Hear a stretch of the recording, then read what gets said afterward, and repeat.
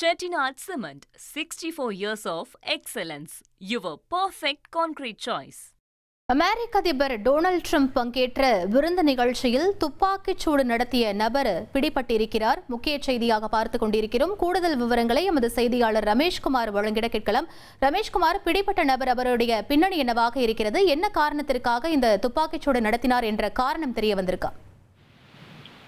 நிச்சயமாக அமெரிக்க அதிபர் Donald Trump கலந்து கொண்ட நிகழ்ச்சியில் துப்பாக்கிச் சூடு நடத்திய நபர் பாதுகாப்பு படையினரால் கைது செய்யப்பட்டிருக்கிறார். ஹில்டன் பகுதியில் நடைபெற்ற ஹோட்டல் ஒன்றில் ஒயிட் ஹவுஸ் அசோசியேஷன் சார்பில் நடத்தப்பட்ட விருந்து நிகழ்ச்சி ஒன்று நடத்தப்பட்டது. இதில் அமெரிக்க அதிபர் டொனால்டு ட்ரம்ப் மற்றும் அவருடைய மனைவி மெலானியா ட்ரம்ப் ஆகியோர் கலந்து கொண்டனர்.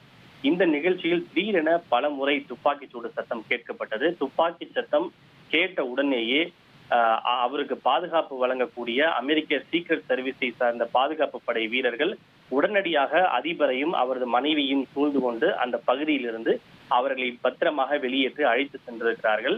இதற்கிடையே துப்பாக்கிச் சூடு நடத்தப்பட்டவுடன் என்ன நடக்கிறது என அங்கிருந்தவர்களுக்கு உடனடியாக எதுவும் புரியவில்லை. இதனைத் தொடர்ந்து பாதுகாப்பு படையினர் வழங்கிய அறிவுறுத்தலை தொடர்ந்து நிகழ்ச்சியில் கலந்து கொண்ட பலரும் தாங்கள் அமர்ந்திருந்த நாற்காலி மற்றும் மேசைக்கு அடியில் கீழே குனிந்து கொண்டு தங்களை தற்காத்துக் கொண்டனர்.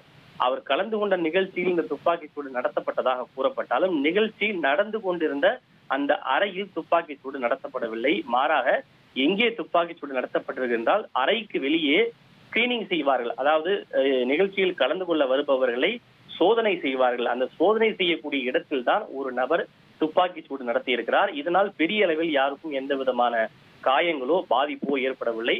உடனடியாக துப்பாக்கிச் சூடு நடத்திய நபரை பாதுகாப்பு படையினர் மடக்கி பிடித்து கைது செய்திருக்கிறார்கள்.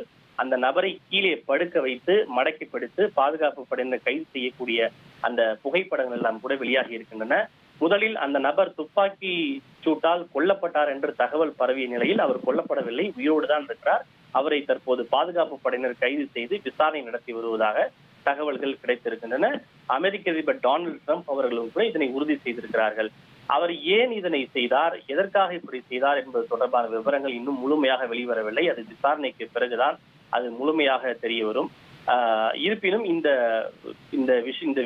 ஒரு அசம்பாவிதத்திலிருந்து அமெரிக்க அதிபர் டொனால்டு ட்ரம்ப் அதிர்ஷ்டவசமாக உயிர் தப்பியிருக்கிறார். ஆனால் ஒரே ஒரு பாதுகாப்பு படையை சேர்ந்த ஒரு வீரருக்கு லேசான காயம் ஏற்பட்டிருப்பதாக தகவல் கிடைத்திருக்கிறது.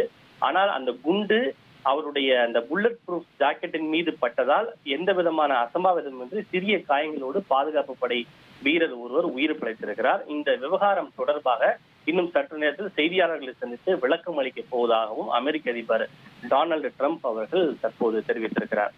Chettinad Cement, 64 years of excellence. Your perfect concrete choice.